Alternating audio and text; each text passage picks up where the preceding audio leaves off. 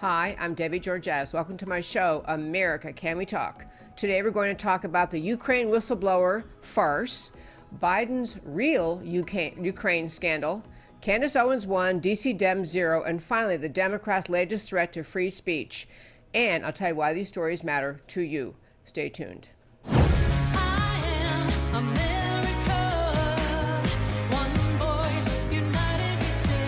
Debbie Georgatos, host of America Can We Talk, is an author, attorney, and political analyst whose mission is to inspire the American political conversation about preserving liberty in the best country on earth.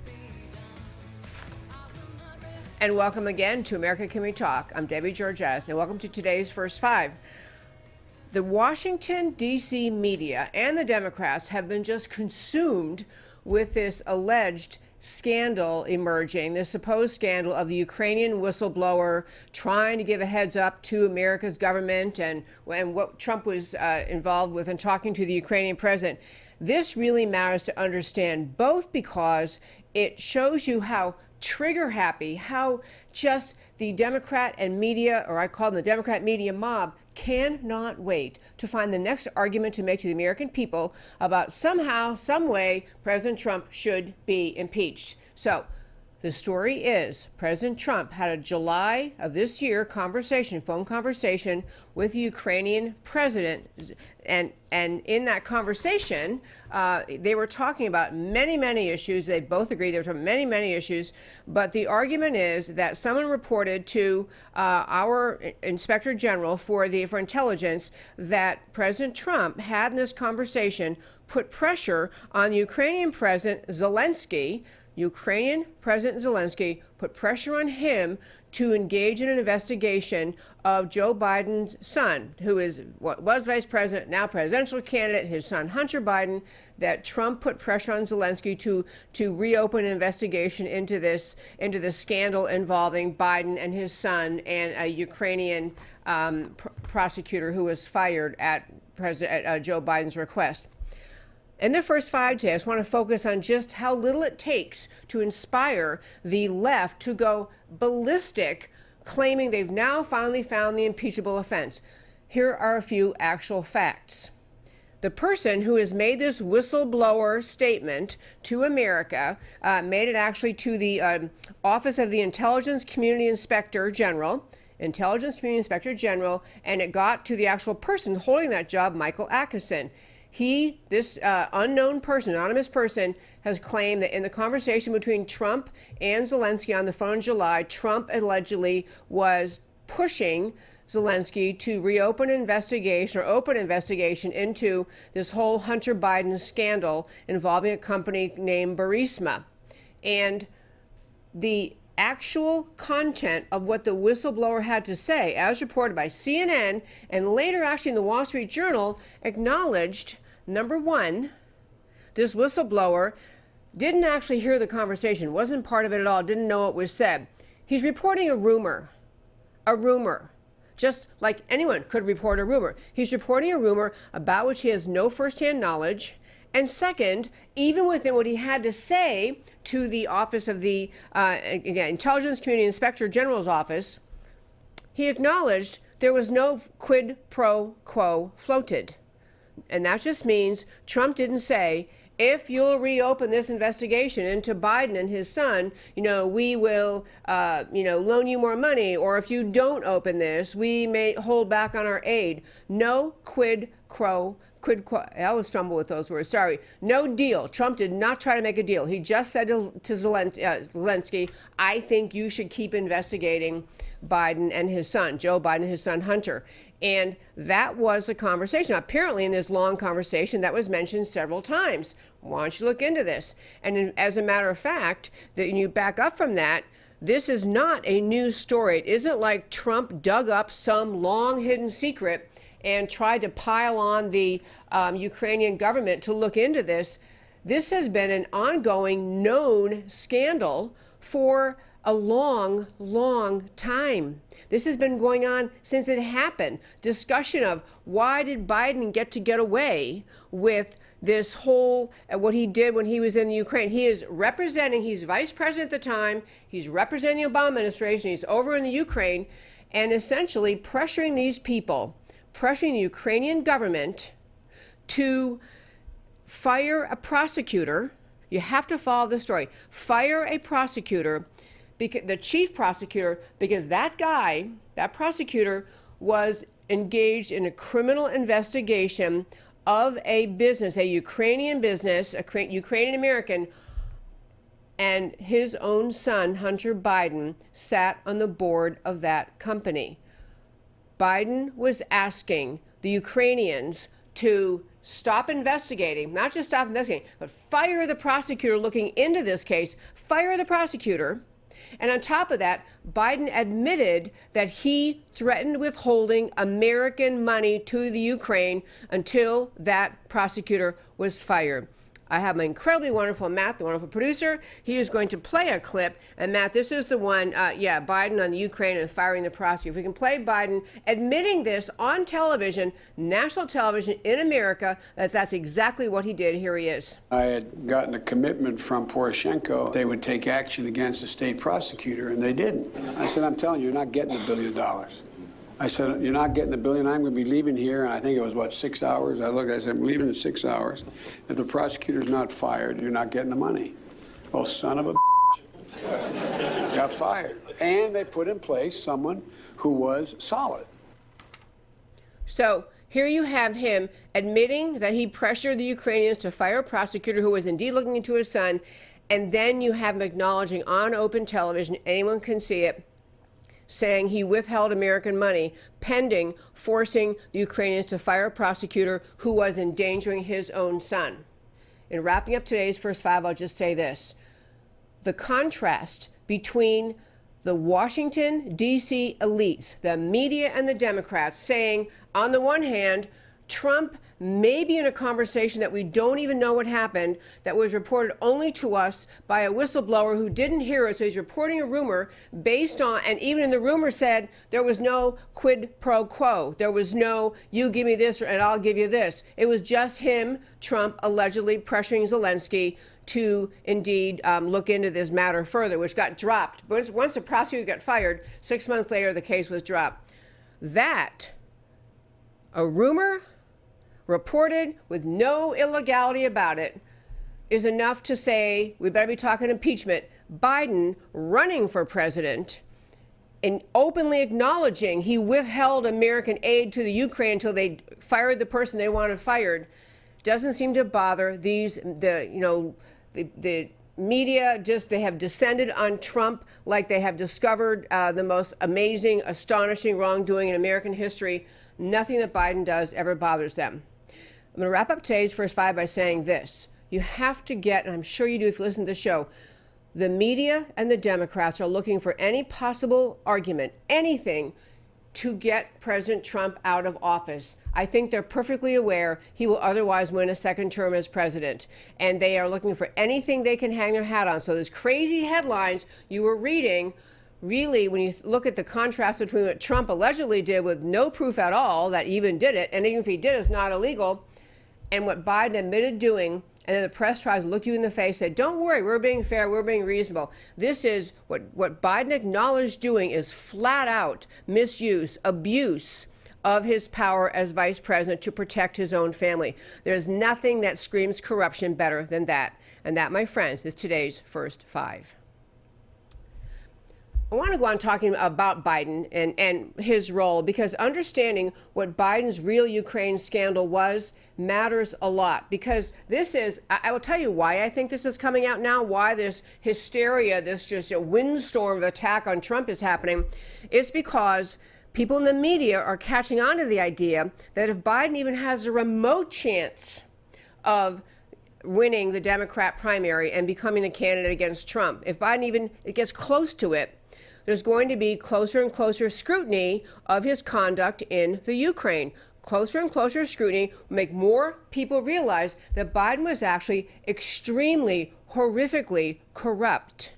This is what this little story we've been talking about today, this is the tip of the iceberg of all of the corruption that went on between Biden and his son Hunter and the Ukraine, and also with Russia. This is not like a mild little one, tiny little misstep once. So this is what I think the media is trying to do, is to preempt the focus on Biden and his conduct with Ukraine. And say, okay, everybody look at Trump. Look at this guy over here. Look what he did. He actually might have said on the phone to the president of Ukraine, you better look into Biden.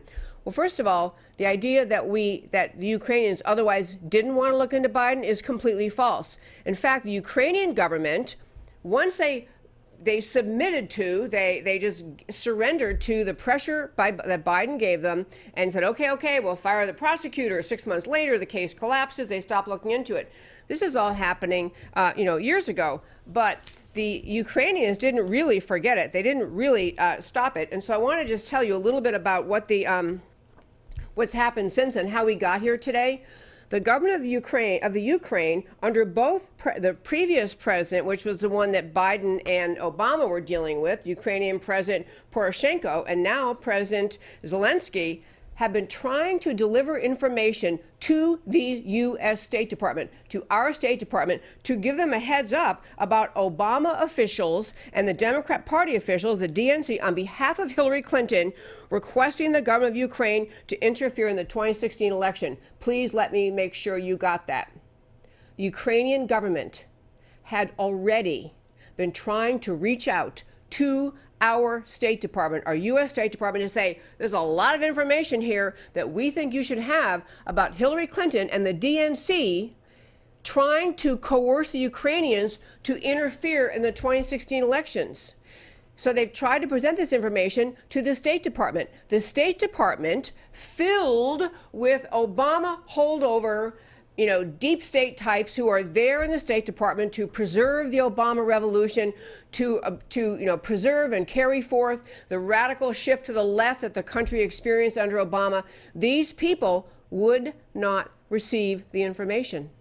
They literally said, no thanks, we don't want to hear it. Our State Department, realizing Ukraine is trying to give them information about corruption of Obama and the DNC, has been saying, no, hands off, we don't, arm's length, stay away, we don't want to hear it. So then the Ukrainian government took the information and they went to a private lawyer in Washington, asked the lawyer to give this information to the State Department. And allegedly he did. State Department, crickets. They're not going to look into it, because looking into corruption of the Obama/Clinton people and maybe into Biden violates rule number 1 in the deep state, which is you never, ever, ever, ever can accuse a Democrat of wrongdoing. You never do it. You won't investigate. You won't look into it. You just look the other way. Done. So the Ukrainians, still wondering, why is it the State Department isn't interested in this? Why isn't America interested in this news? They then began to work through and ultimately went through Giuliani, Rudy Giuliani, President Trump's personal attorney. Giuliani is now in the picture. So when you had the Wall Street Journal burst on the scene last week and just act like the sky was falling, we've discovered the most astonishing scandal ever, that Trump happened to have a conversation with the president, with his counterpart, his president of the Ukraine, and telling President Zelensky that he thought the Ukrainians should still be looking into what the heck Biden did, and probably what the other Democrats did. The Wall Street Journal even, but certainly CNN, the left-wing media, has been trying to act like this is the most shocking revelation that a president would actually encourage Ukrainians to look into it. Ukrainians are saying, we've been looking into a lot of corruption. We're trying to tell you. We tried to tell your State Department. They wouldn't let us, they wouldn't receive the information. They just didn't want to hear it. Same with when they had a private lawyer provide that information to the State Department. So here we are, we're moving forward in 2019. Ukrainians are, Zelensky and Trump are working together. Well, in fact, they're going to be together this week at the UN. Zelensky and Trump are going to meet this week. I think that's the first time they're going to meet in person at the UN this coming Thursday, I think it is. And so, they'll eventually talk about things. But the idea that the media and the Democrats are trying to convince the American people that the scandal to watch here, the scandal to keep your eye on, is what Trump said in some conversation in July with Ukrainian President Zelensky, and not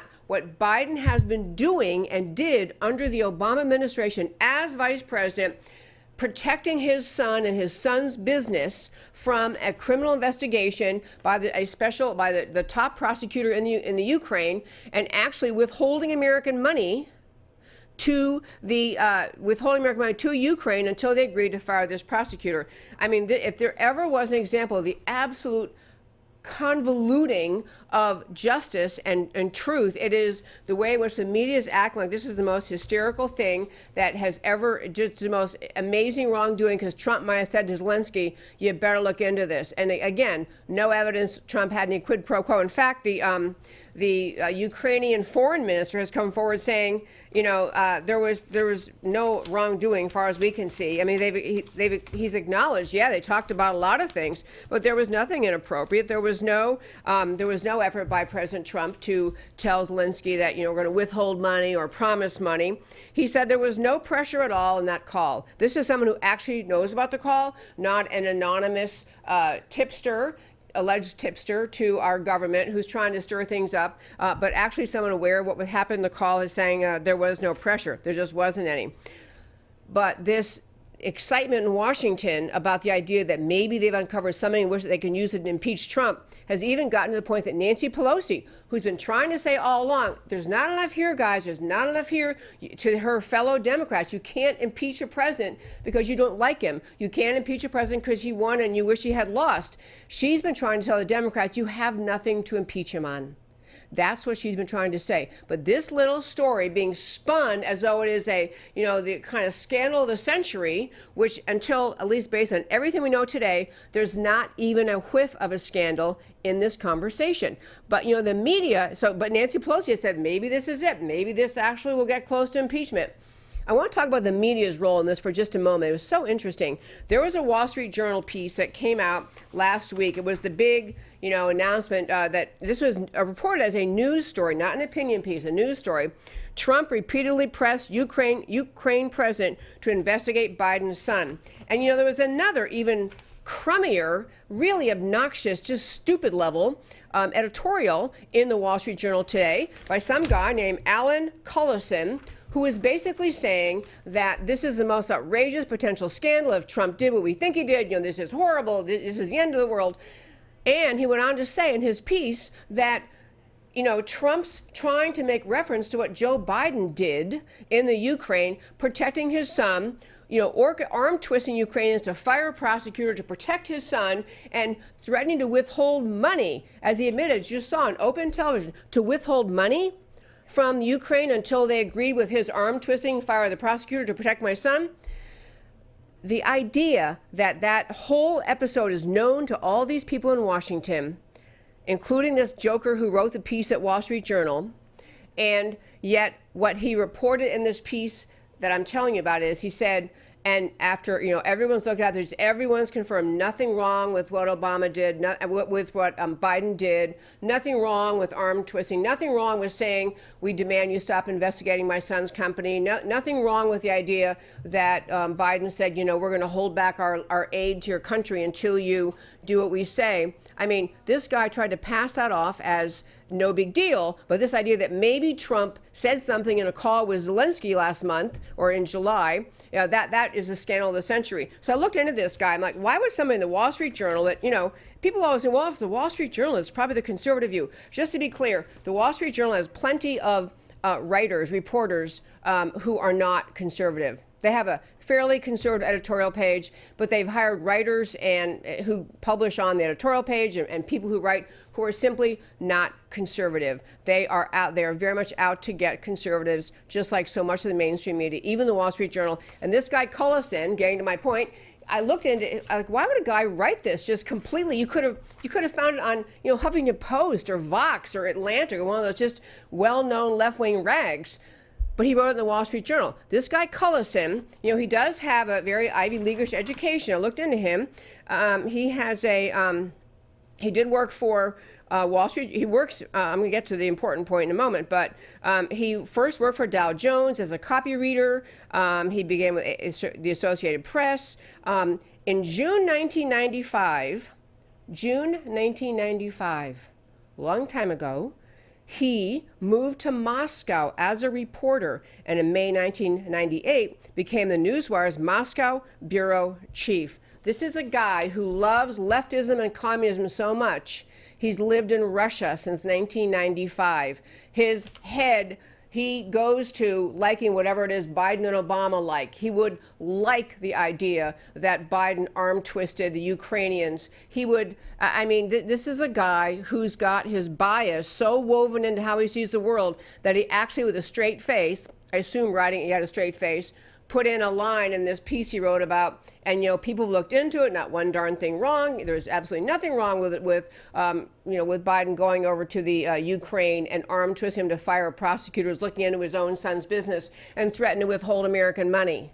I mean, seriously. So, there were other pieces written by various outlets talking about the whole Biden adventure. But I am just skimming the surface of this story today. I want you to understand how serious this is. Number one, Biden and his son and all of the dealings with, as I say, not just the Ukrainians, but with the Russians and other entities, the Biden people team, which is, Obama, Biden, use their power in very corrupt ways, especially this deal with this whole setup with deals and whose son can be on some company. In fact, Biden's son became a board member of this Ukrainian company that was being investigated and about to be prosecuted. His son became a board member there with absolutely no expertise in anything the company did. He earned as much as $83,000 a month. I'll take that gig. $83,000 a month with no knowledge of any kind about the business Burisma was engaged in, but he was, after all, the son of the vice president. That's how Hunter Biden got this job. That's why his dad was, in the middle of things in the Ukraine, doing what he could to protect his son's interests. And as people became more and more aware of how corrupt the company was, and they're looking into it, in fact, Britain had frozen this company's assets. The Ukrainians were looking into how corrupt this company was. And so Papa Joe stepped in on behalf of his son back when he was still vice president and just said, you can't have any money from us. You're going to fire this prosecutor and drop the investigation. And so they did. So the idea that this story emerged out of nowhere in the last, since last Friday, and all of a sudden, who knew? There was questions about Joe Biden's conduct in the Ukraine. There were people in America, there have been since the whole thing happened, wanting to understand what in the world Biden was doing. There's a great book about it, Peter Schweizer's book, and I have the name of the book in my Why It Matters. I don't have it right in front of me, but Peter Schweizer wrote a book saying, essentially laying out, and to be really clear, it's not just Biden. Many officials, many people on both parties, so it's not even just all Democrats, major international big players, big money people, John Kerry, use their money for international string pulling and influence. Peter Schweizer's book was Secret Empires. That was it, Secret Empires.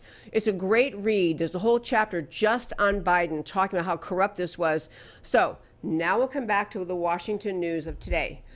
You must realize that everything I just told you, again, which is only the tip of the iceberg, but everything I just told you, the people writing these stories at the Wall Street Journal and CNN and Atlantic, CNN and Atlantic are typically left-wing. Whatever they can do to destroy Trump is that's their kind of journalistic standard. But these people decided that all of the corruption known to have occurred, which Biden has admitted on national television has occurred, or at a televised conference everyone's seen, that's all fine.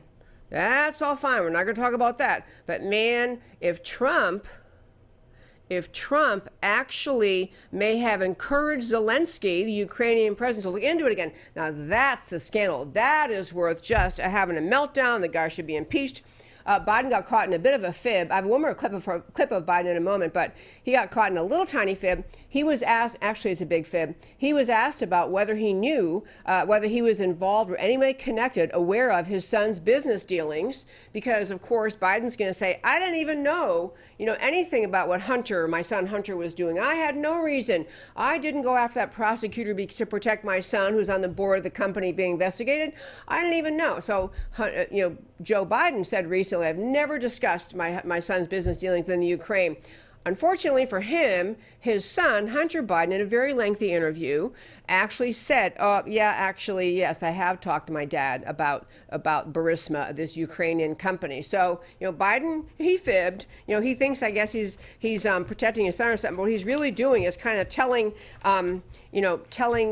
America that he's trying to distance himself. Joe Biden trying to distance himself, doesn't really want America to understand, what he did, but. Folks, I'm going to wrap up this segment and this topic for today to say we may come back to this because this whole secret empire, Biden, in the Biden family, to be clear, and the kind of things they pulled while he had the power as the presidency, and he did, as he was power of the vice presidency, while he was vice president, he actually was in charge. Obama put him in charge of that region of the world. He was the one to deal on behalf of the Obama administration with the Ukrainian government. He was the one on top of things on the Ukrainian government. And this was what he did there, what he decided to do. Now, this is, and backing up from that, recognize this is still Biden functioning in an era when, Hillary Clinton had been the Secretary of State the first 4 years under Obama. Many, many people put in by Obama, kind of the deep state layered into the Secretary of State's office, the Department of State's office,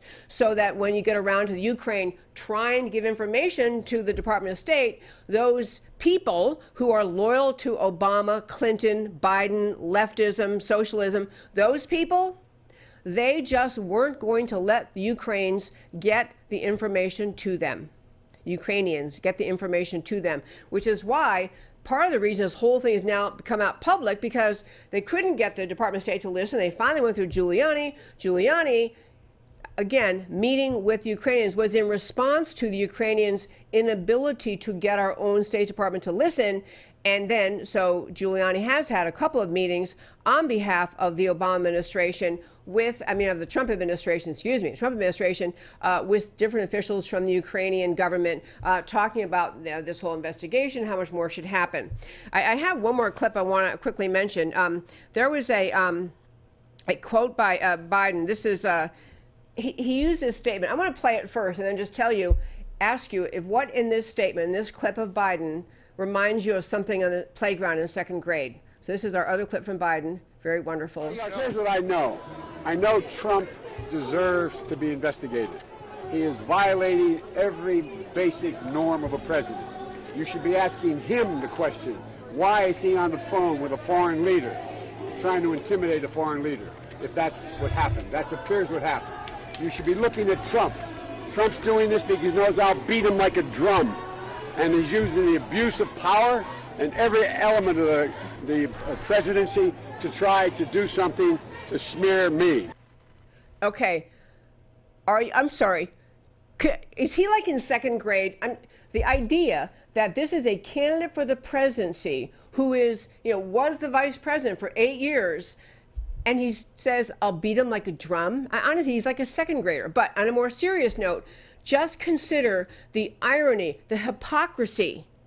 This is Joe Biden, who, if you read Peter Schweizer's Secret Empires, if you read articles about it, it's a long and serious book. If you read articles about it, this is a guy who used his power, the vice presidency, over in the Ukraine to protect his own son, to withhold money, U.S. dollars, from Ukraine until he could force the Ukrainian government to fire a prosecutor who was looking into the corrupt practices of a business in which his son was on the board. And he's trying to say that he thinks Trump is abusing his power.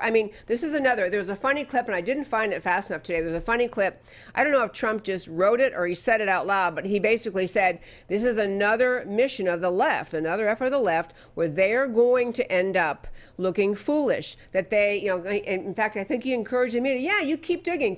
You can go ahead and keep digging. Because Trump, knows exactly what Biden did. Most of Washington knows what Biden did. But all that corruption Biden did, he's perfectly comfortable staring reporters in the face with cameras rolling, trying to virtue signal his goodness and say, this is an example of Trump's corruption, Trump's abuse of power. The irony is so thick, it's just staggering. So We're going to come back to this story. I have a feeling it's going to be one of those stories that kind of comes up and goes back down as soon as the Democrats realize we have nothing here. You know, we tried the Trump-Russia collusion. We tried a bunch of other things, didn't work. This is going to rise and fall too. But it's a real window on the absolute determination of the American left to find any way possible to take out President Trump, to find a basis for impeachment. And it's also a window on their absolute willingness to cover for anything any corrupt Democrat ever did, including Hillary Clinton and including Joe Biden.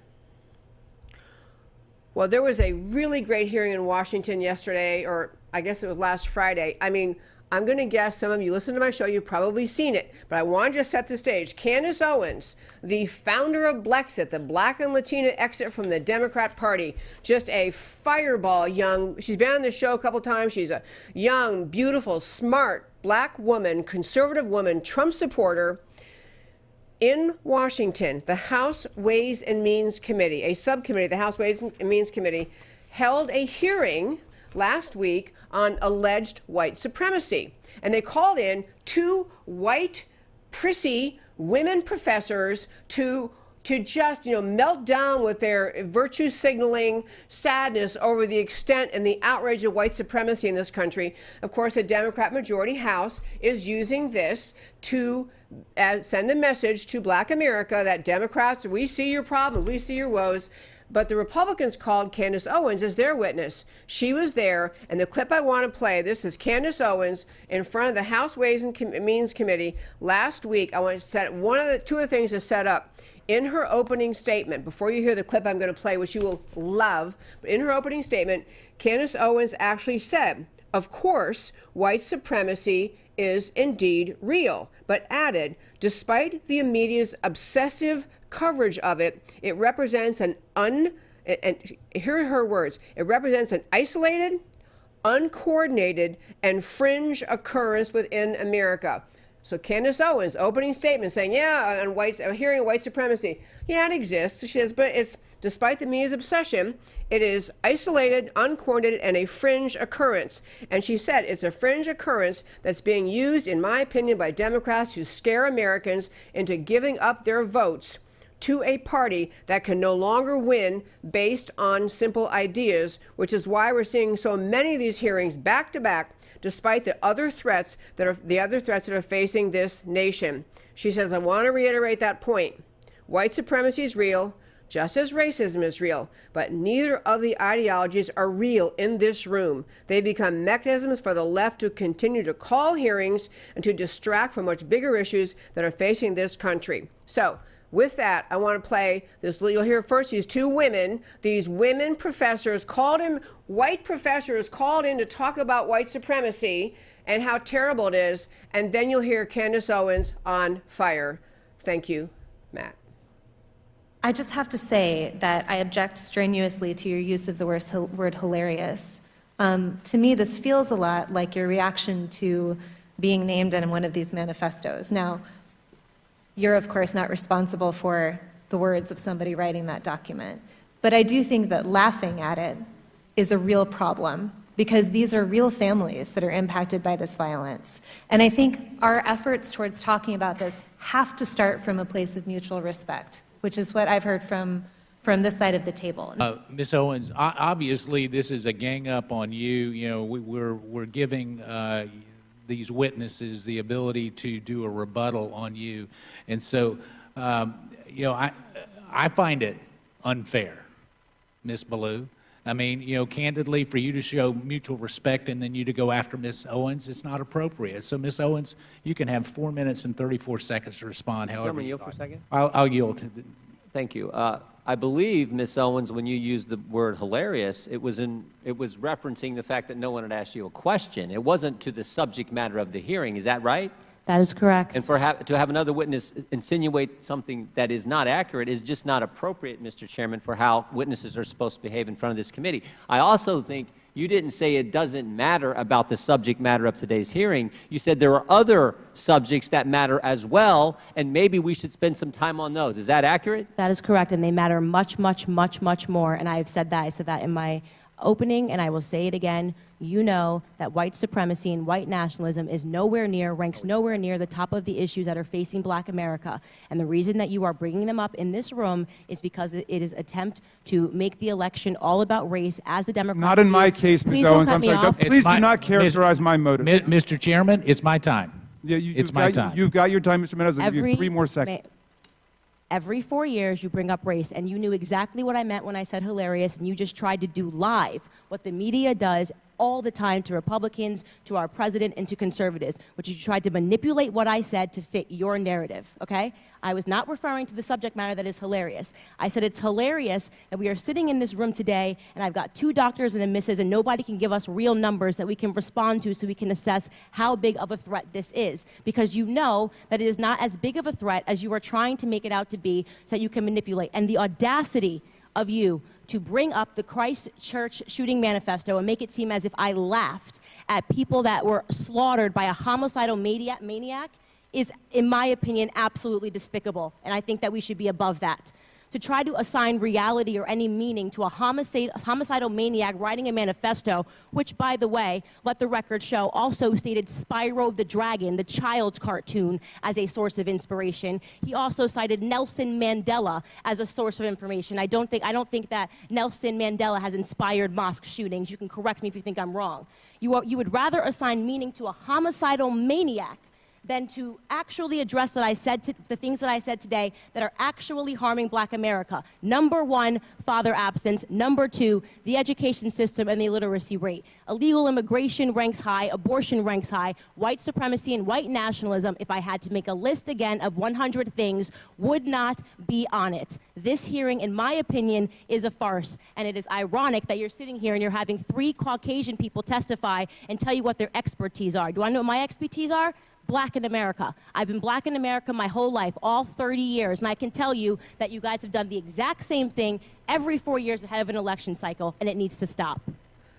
Okay, friends, I hope every single one of you gets a hold of that clip or this segment of this show. Share it with your 1,000 best friends. That clip needs to go all around the country. I do know it's already going viral. That is Candace Owens testifying before the U.S. Congress. The points she made, they are made in a way so forcefully, so articulately, so passionately, and yet so, for all the outrage you might feel, she may have felt sitting there in front of the Congress and, frankly, in front of the country, because the hearing is going out live.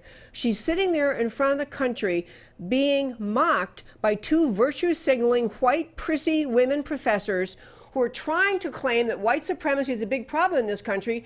And she, speaking from the virtuous, she said she's been Black her whole life for 30 years. It wouldn't even make the white supremacy issue in this country, would not even make the top 100 issues of concern to her that impact and hurt the Black community in this country. Yet, and she was responding to them who were, these ladies who were deliberately lying. Do not let them say, well, we might have misunderstood what she meant. They were lying. They were trying to get America to think that she was mocking or laughing about incidents involving white supremacy. Obviously, she would not do that. She did not do that. And then these women actually raise the issue of the, as Candace calls him, homicidal maniac who killed a bunch of people at Christchurch, and somehow attach her to that, although they try to say, well, we don't mean to attach you. I mean, these people went after her personally, viciously, and just 100% dishonestly. I cannot commend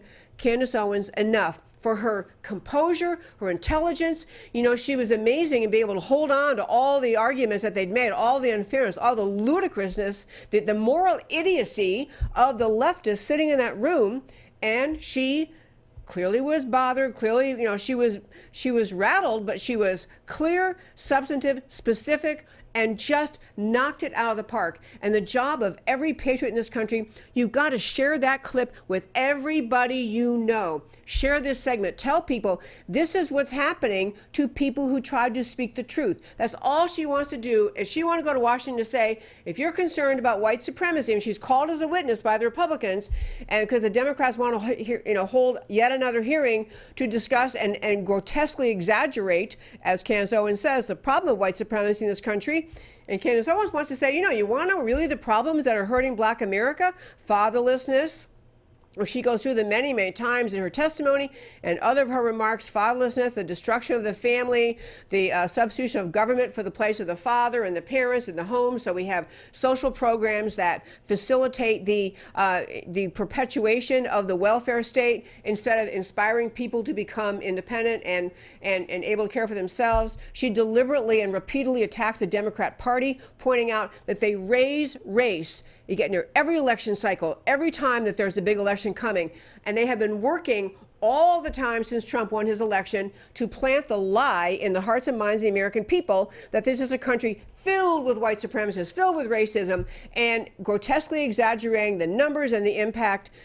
And to be clear, Candace Owens is saying, obviously, there are some people that entertain that mindset, that do think that way. But thank God for Candace Owens that she's making the point that literally most Americans know. I think of every background. Most Americans know, as she said, this white supremacy, this is back to her opening statement, it is isolated, uncoordinated, and a fringe occurrence within America.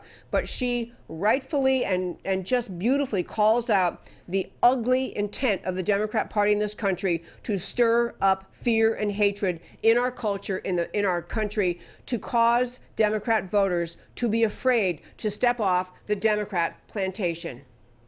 It was brilliant. You got to share that segment. Thank God, truly, thank God for Candace Owens. The last story I wanted to hit today, I use the expression all the time that it's the American left that is really tyrannical.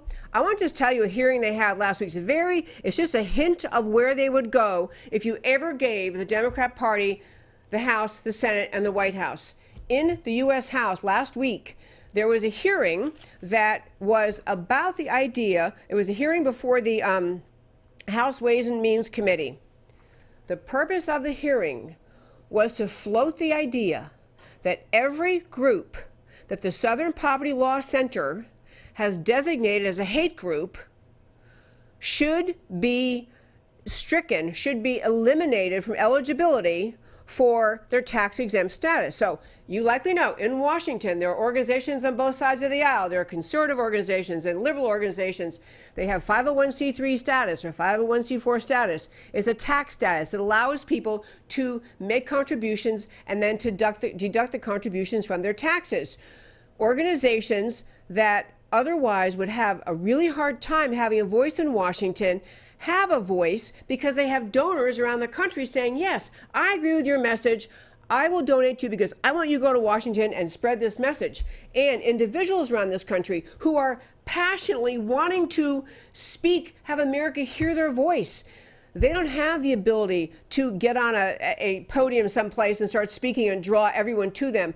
But they do have the ability to donate money to the organizations that speak the message they believe in. That is why the Supreme Court held, in some cases involving campaign contributions, that campaign donations are a form of free speech, or that unconstitutionally limiting campaign donations is an unconstitutional limitation on free speech.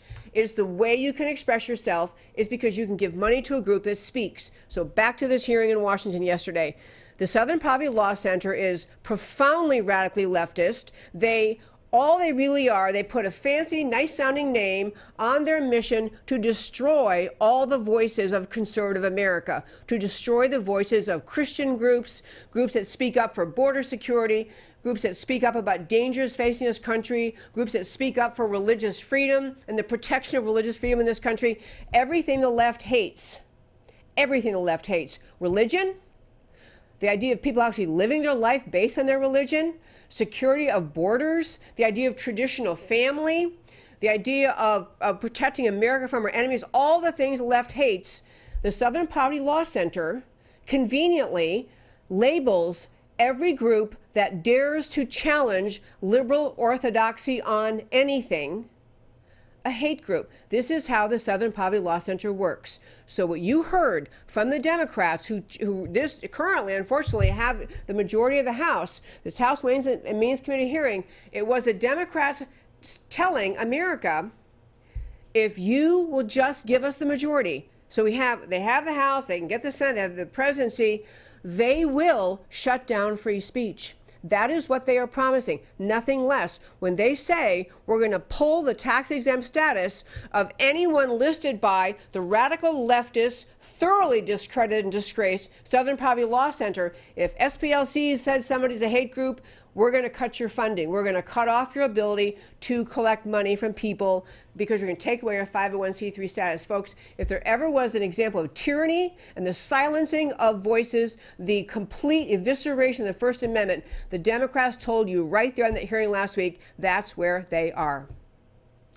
And now, my friends, I want to turn to what I love to do at the end of every show is tell you why the stories we talked about today matter to you. I only talk about stories that shape our country's future. Number one, the Ukraine whistleblower farce and why it matters. The mainstream media and the Democrats are hysterical over a Trump phone call with Ukrainian President Zelensky because an anonymous complaint was made by someone with no firsthand knowledge of the call, meaning he was reporting a rumor, who acknowledged no quid pro quo was offered, meaning not offering money or threatening to withhold aid to the Ukrainians, therefore not illegal. It's more like two leaders of a country talking.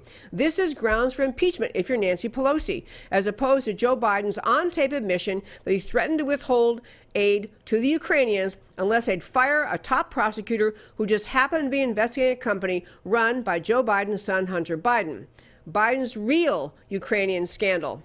Joe Biden's son Hunter has essentially no objective qualifications for the jobs in finance or energy beyond his last name. Yet, business deals done involving him in the Ukraine and in China, while Joe Biden was vice president of the U.S. and major U.S. aid and policy questions were at issue, have enriched the Biden family by millions. This type of corrupt enrichment through the sale of U.S. influence, a version of pay-to-play, it is bipartisan. I'm not just picking on the Democrats. You should read Peter Schweizer's Secret Empires, How the American Political Class Hides Corruption and Enriches Family and Friends. Truly eye-opening. Trump is blowing this corruption up, and the deep state wants to silence him. On Candace Owens, the most extraordinary spokesperson. Candace Owens is intelligent, insightful, courageous, and conservative, and happens to be young and black, and a voice and a force for tremendous good in restoring America. Her latest congressional testimony went viral again, puts the lie to smug leftists, this time white liberal professors scolding her about white supremacy. The best part, though, in my view, was her pointing out on national television and viral video that Democrats consistently stir up fears about racial prejudice, and they grossly exaggerate the issue at election times to keep Black America voting Democrat. This was simply priceless. Must share that story. And finally, the Dems' threat to defund speech. To protect liberty, we have to have freedom of speech. The Dems in Congress threaten the tax-exempt status of organizations listed on the thoroughly discredited and radically leftist SPLC, Southern Poverty Law Center, hate list. This is a flat-out abuse of power and proof of the tyranny of the intolerant left. Support for a border wall, opposition to the communist Green New Deal, support for traditional marriage, all of those are called by the left hate speech. Understand this. Labeling anything liberals do not like as hate speech is the political tool of our time, used by the left to eliminate freedom of speech in America. Fight back. Do not listen to the Southern Poverty Law Center. One last thing in closing today. Tomorrow we have a very special guest joining us, Judge Jeanine Pirro. She's going to be talking about her new book, what's happening on the ground in Washington. And I hope you can tune in tomorrow and every day to America Can We Talk. I do this show out of love of this precious, extraordinary country, this experiment in human liberty. I try to speak up for it every day because America matters. I'll talk to you next time.